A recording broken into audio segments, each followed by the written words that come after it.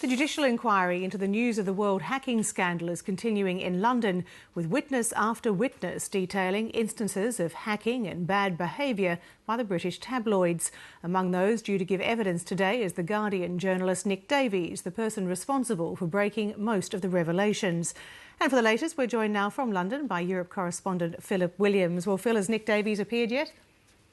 No, not yet. There's been a reordering of the way they give evidence, but we've just been listening to some fascinating evidence given by a young journalist who worked on the Daily Star, Richard Peppiatt. Now, he says he left that paper disgusted with what he had done himself, what he was asked to do.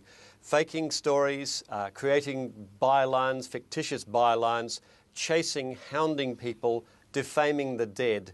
And just one example of the lengths he went to personally, he said, and he apologised for this.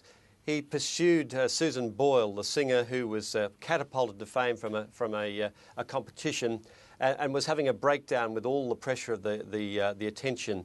Now, she was living alone, and he tracked her down in Scotland where they were trying to hide her, trying to shield her, and for a week bought a kilt, bought some red roses and a ring, just so that he could get her reaction to propose to her.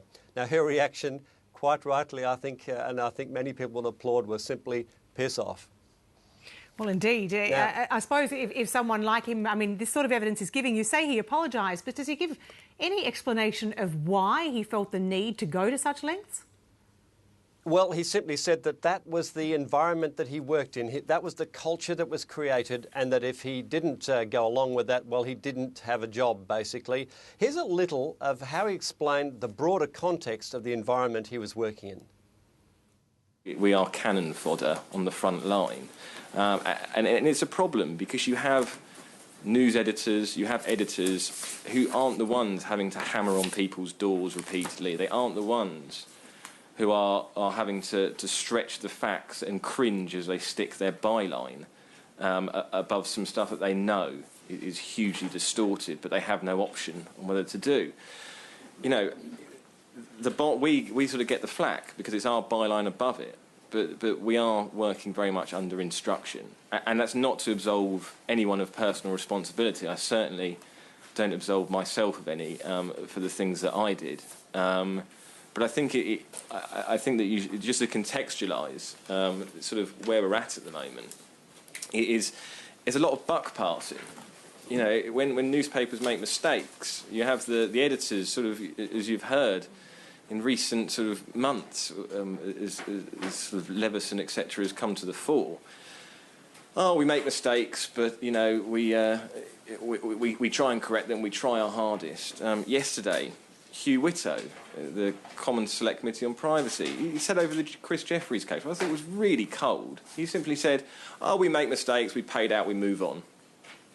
Well, Chris Jeffreys doesn't move on. Chris Jeffreys, you know, his life has been irreparably changed, and that is the attitude. We make mistakes. But no one wants to take responsibility for those mistakes, and the reason is because there is not an individual who you can point the finger and say is responsible, because it's a culture. Everyone's got their hand in there somewhere. And that's why you don't see people being fired, because it would be unfair to fire a reporter for that. Because all the way up the chain, people are putting their hand in and changing things and twisting things. It's a problem with the whole system. That's Richard Peppiatt there, a former Daily Star reporter. Phil Williams in London. Richard mentioned there the case of Chris Jeffreys. What happened in that case? Yes, Christopher Jeffreys is a shocking case. There was a horrible murder. Jo Yates, a young girl, was murdered. He was the landlord, and he was arrested by police, but was completely innocent. But in that period between his arrest and him being released, he was absolutely vilified in the press with headline after headline, completely wrong, digging up, well, what can only be described as spurious evidence about him. Some of the headlines at the time: the strange Mr. Jeffreys, Joe suspect peeping Tom, Joe suspect scared kids. Now, his life was made so horrendous, he effectively was under house arrest himself. He had to hide away from the general population because he was worried about even what people would say to him, what they would do to him in the street. He was so identified with this particular murder. And now, of course, he's managed to successfully sue 8 publications. He's going after more. Now, he may have money. What he can't get is his old life back.